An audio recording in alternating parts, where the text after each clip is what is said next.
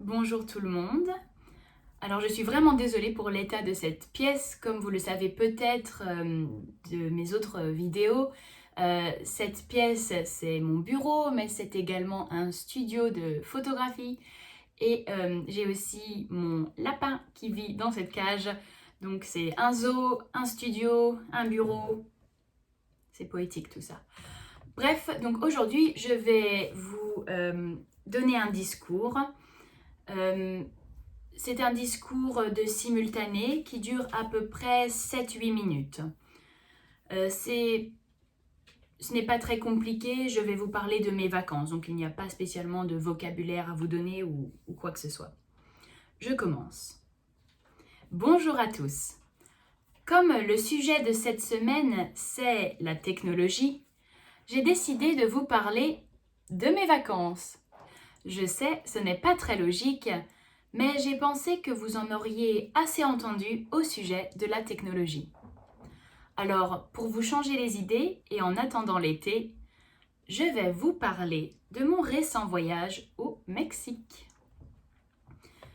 Je suis partie au Mexique fin janvier pour les 70 ans de ma belle-mère qui avait invité toute la famille, c'est-à-dire son mari, mon beau-père, ses 3 fils et moi, puisque je me trouve être la compagne de l'un de ses fils.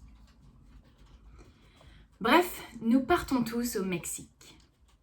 Ça paraît génial comme cela, mais le Mexique se trouve à 10 heures de vol de Manchester.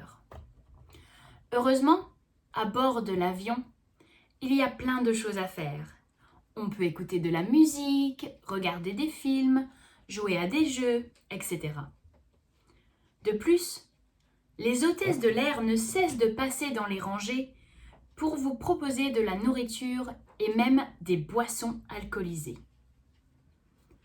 Elles vont même jusqu'à vous offrir de la vodka à 10 heures du matin. Personnellement, ce n'est pas ma tasse de thé, ou devrais-je dire, ce n'est pas mon cocktail, mais j'étais surprise de voir que la plupart des passagers n'hésitent pas à se faire plaisir. Une fois descendu de l'avion, il fait beau, il fait chaud, bref, on est au Mexique. Je m'apprête à quitter l'aéroport lorsque soudain, la police aux frontières m'arrête. Je viens de faire passer ma valise dans leur scanner et il y a quelque chose qui ne leur plaît pas. La policière me demande d'ouvrir ma valise, mais j'ai déjà compris. Au cœur de ma valise se trouve une lourde boîte métallique qui contient 2 anneaux que je transporte dans le but de demander mon petit ami en mariage. Je sais, cela fait un peu film à l'eau de rose, mais bon, on est au XXIe siècle après tout. Le problème, c'est que mon copain est à côté de moi et que je ne veux pas ouvrir ma valise pour qu'il ne voie pas la boîte. Alors, je saisis l'occasion, je prends la policière à part et je lui explique mon problème dans un espagnol plus que primitif. Mais mission accomplie, elle a compris et elle me laisse partir. Les vacances commencent bien. Une fois à l'hôtel, est-ce que je vous ai dit que c'était un hôtel 5 étoiles et en tout inclus? Une fois à l'hôtel donc, c'est le paradis. Il y a tout. Des restaurants, des bars et des piscines tous les 10 mètres, des salles de sport et bien sûr un accès privé à l'océan depuis la plage particulière de l'hôtel. Bref, c'est le rêve. Alors, si je récapitule les moments forts de mon voyage, j'ai adoré la plongée sous-marine. Je devais effectuer 5 plongées pour terminer ma formation de plongeuse amateur.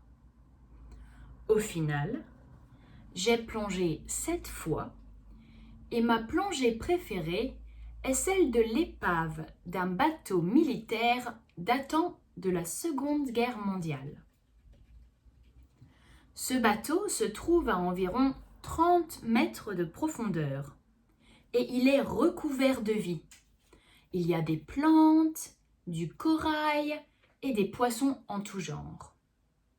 J'ai même vu des tortues marines plus grosses que moi. Vous imaginez? Oh, et évidemment, le moment le plus marquant de mon voyage était de demander mon petit ami en mariage. Comme vous vous en doutez certainement, il a dit oui. Sinon, je serais très certainement chez moi aujourd'hui, cachée sous ma couette, en train de dévorer une boîte de chocolat, un peu comme Bridget Jones dans son film éponyme. Je vous remercie de m'avoir écouté aujourd'hui et j'espère vous avoir changé un peu les idées.